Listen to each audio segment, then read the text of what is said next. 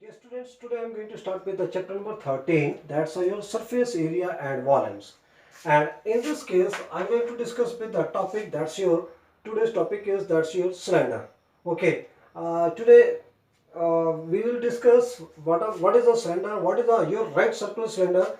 So see what is a right circular cylinder. In right circular cylinder, he said that there is some fixed line and then there is some another line that is called your generator. When this generator moves along some guided curve, that generates some picture, and that picture is called your cylinder. See, I'm giving example. See, suppose this is your straight line, this is a straight line, and this is your generator. So when a generator moves along this your fixed line along like this, then that creates some picture, and that picture is called your cylinder. Okay, so this is your right circle cylinder because it makes an angle of with this radius is equal to 90 degree. So that's why this is called your right circular cylinder.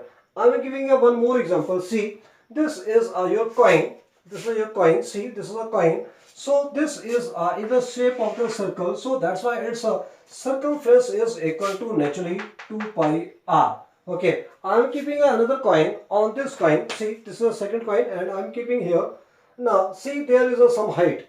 See, one more coin is here. Now 3, then 4, and similarly you can keep so many coins, and like this, that creates some cylindrical shape. Okay, cylindrical shape. So 2 pi r is this. Then similarly you can see now this is again a shape of the cylinder. Okay, in this case this is this lower base. Okay, this is a lower portion, and this is your lower portion, this is your upper portion, and this is there is some height. So now I am going to discuss about its curved surface area. Okay, so what is a curved surface area? Okay, so curved surface area is equal to this one. Okay, this portion is called your curved surface area. So how much is the curved surface area? You have seen here, that is called your 2 pi r. This 2 pi r. But some height is there. This is a curved, this is the circumference of the circle 2 pi r, and some height is there. This is a height. So into h. That's why this is called your curved surface area. That is called your 2 pi r h. Done. So this is the first portion. The second is that is called your total surface area. Now, what is the total surface area? In this case, you will see in this cylinder, you will see this is a base, that is called your this is in the shape of the circle, and this is your another that is again upper portion, that is again in the shape of the circle, and you know the area of the circle, that is called your pi r square. So pi r square is this upper portion, and pi r square is for the lower portion, and plus this curved surface area, that is called your 2 pi r h.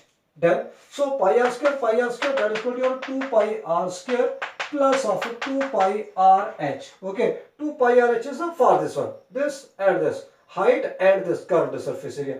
This is your pi r square, and area of this one, that's a pi r square. So total is equal to 2 pi r square plus 2 pi r h. And now you can see 2 pi and r is a common. So I am taking a 2 pi r is a common. So 2 pi r is a common.